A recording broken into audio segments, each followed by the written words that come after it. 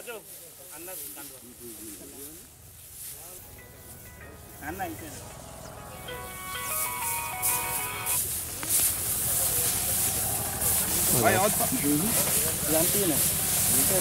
వస్తుండే మామని పంపించిన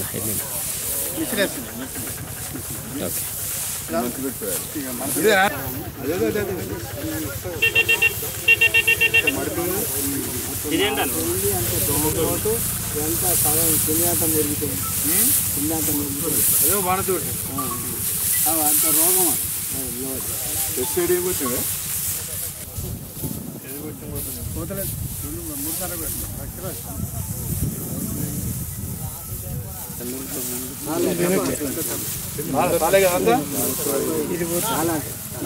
అదే కదా తెలుసు వ్యవసాయం నుంచే ఇడికి వచ్చింది. మేము నాగేసుకున్న వ్యవసాయం చూసినాం అంటే వ్యవసాయం చేసి అందరం చేసిన వాళ్ళే. ఇంకా వదిలిపెట్టలే, వదిలిపెట్టాం కూడా వదిలిపెట్టాం. చెడుపుని తీసుకోరు, మంచి తీసుకోకరు. ఆయన పని ఒక గంట 10 నిమిషాలకు ఎకరం ఇప్పుడు ఈ మిషన్ 2 గంటలన్నర 3 గంటలు అయినా అది మంత్రి పెట్టి పూర్తిగా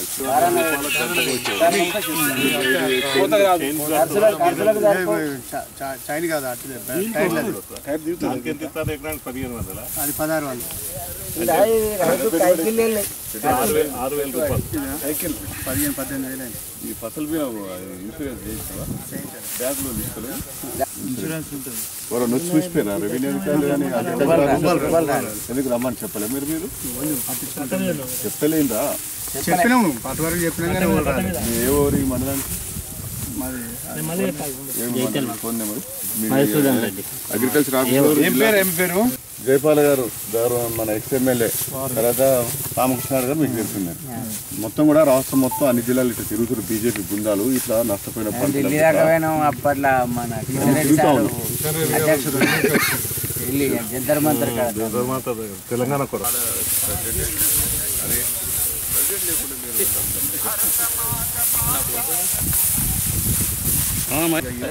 పబ్లిక్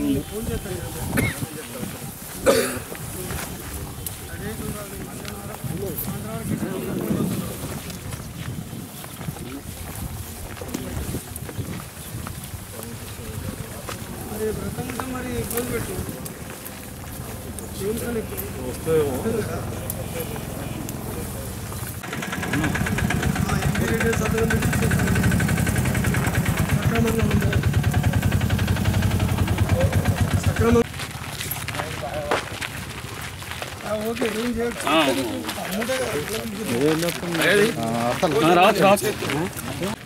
మనకైతే ఉంటాయి సార్ విలేజ్ లక్ష్మణ్ మా తమ్ముడే సార్. నమస్తే.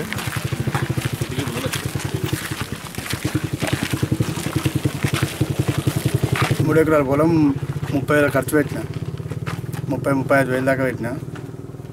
మొన్న అప్లోడ్ దోమ పొడుగు మందు కూడా పెట్టిన, అది కూడా పని చేయలేదు, మొత్తం పోయింది. అది వర్షాల వల్ల 30,000 పెట్టావు. నష్టం ఎంత జరిగింది అసలు?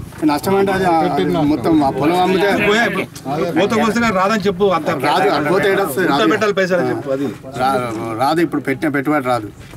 1,50,000 దాకా నష్టం పోయినా. ముఖ్యంగా తెలంగాణలో ఈ సంవత్సరం అతివృష్టి అనావృష్టి ఉదానికి పోతలు మాట్లాడకరే.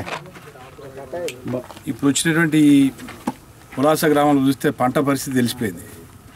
రైతు 1,50,000 పెట్టుబడి పెడితే ఇలా చేతికి రాని పరిస్థితి ఉన్నది, దయనీయమైన పరిస్థితి ఉన్నది. ఇవాళ పెట్టుబడి పోయింది, దిగుబడి రాక ఉల్టా మళ్ళా దాని కోత కోసం కూడా పెట్టాల్సిన పరిస్థితి ఏర్పడింది. కాబట్టి ఇంతవరకు ప్రభుత్వం కేవలము స్పెక్టేటర్గానే చూసుకుంటూ కూర్చున్నది. అసెంబ్లీ నడుస్తున్నది, అసెంబ్లీలో పనికిరాని విషయాలు చర్చిస్తూ ఉన్నారు.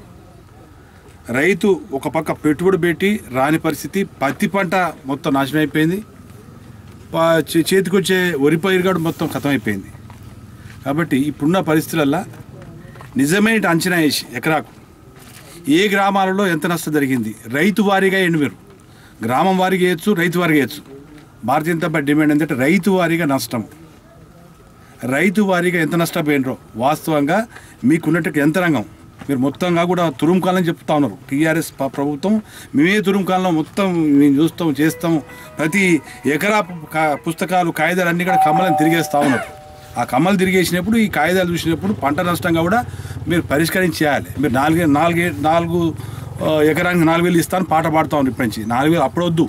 ఇప్పటి సంగతి ఏంది చెప్పండి. మీరు వాళ్ళకి ఆదుకుంటే మళ్ళీ వచ్చే సంవత్సరం వ్యవసాయం చేస్తారు, లేకపోతే అప్పుల పాలవుతారు. కాబట్టి ఇప్పటికే ఆత్మహత్యలు పెరిగిపోయినాయి. ఆత్మహత్యలు ప్రతిరోజు జరుగుతూ ఉన్నాయి.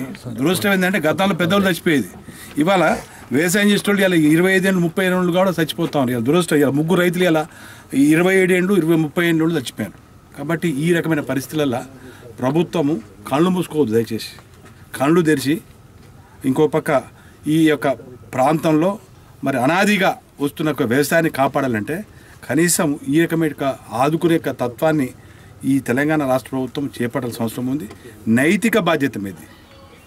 మీరు వెంటనే స్పందిస్తే ఏంటంటే భారతీయ జనతా పార్టీ ఏంటంటే మీ కేంద్రం ఏం చేస్తుందని చెప్తుంటారు.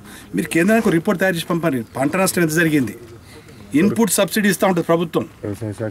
వ్యవసాయ శాఖ ఇంతవరకు చెప్పారు కదా, రైతు చెప్పిండు ఇక్కడికి ఏఓ రాలేదు, మండలాధికారి రాలేదు, జిల్లాధికారి రాలేదు, చిన్న జిల్లాలు అయిపోయినాయి, పనికిరాని మాటలని చెప్తూ ఉంటారు మీరు. కాబట్టి వాస్తవ రీతిలో రైతు ఆధారంగా గ్రామం ఆధారంగా పంటల నష్టాన్ని తప్పనిసరిగా చెల్లించాల్సిన బాధ్యత రాష్ట్ర ప్రభుత్వం మీద ఉన్నది. రాష్ట్రం కోరినట్టయితే కేంద్రం సపోర్ట్ చేస్తుంది. మీరు నోరైతే రాకపోతుంది, కాగితం పెట్టకపోతుంది, కలం పెట్టకపోతుంది, కాగితం రాయకపోతుంది, కేంద్రానికి మీరు వాగుతూ ఉంటారు. ఇది ధర్మం కాదు, న్యాయం కాదు. రైతును ఆదుకున్నోడే ఇవాళ నిలబడగలుగుతారు. పొలాస గ్రామంలో ఇవాళ పంట నష్టపోయిన రైతాంగం యొక్క వరి పొలాలు చూడడానికి కొరకు భారతీయ జనతా పార్టీ ఒక బృందంగా వచ్చింది. ఇక్కడికి వచ్చిన తర్వాత అనేక రోజులుగా మొత్తము రాష్ట్రంలో తెలంగాణ రాష్ట్రంలో ఉన్న అన్ని జిల్లాలు దాదాపు వీలైనన్ని గ్రామాలు పంట నష్టం జరిగిన రైతాంగాన్ని పరామర్శించడం కొరకు, పంట నష్ట అంచనాన్ని వేయడం కొరకు పర్యటిస్తూ ఉన్నాం. మరి చేసినటువంటి దాంట్లో ఈ ప్రభుత్వం యొక్క బాధ్యత పంట నష్టపోయింది, అసెంబ్లీ నడుస్తూ ఉన్నది. అసెంబ్లీలో కనీసం పంట నష్టపోయినటువంటి రైతాంగం గురించి చిన్న విషయం కూడా చర్చించకుండా, పంట ఎంత నష్టం జరిగింది, రైతులను ఏ విధంగా ఆదుకోవాలి అనేటువంటి విషయం కూడా చెప్పకుండా మరి ఈ ప్రభుత్వం రైతాంగ వ్యతిరేకమైనటువంటి విధానాలను తీసుకుంటా ఉన్నది. రైతుకు ఈ టీఆర్ఎస్ ప్రభుత్వం, కేసీఆర్ ప్రభుత్వం కేవలం రైతు వ్యతిరేక ప్రభుత్వం.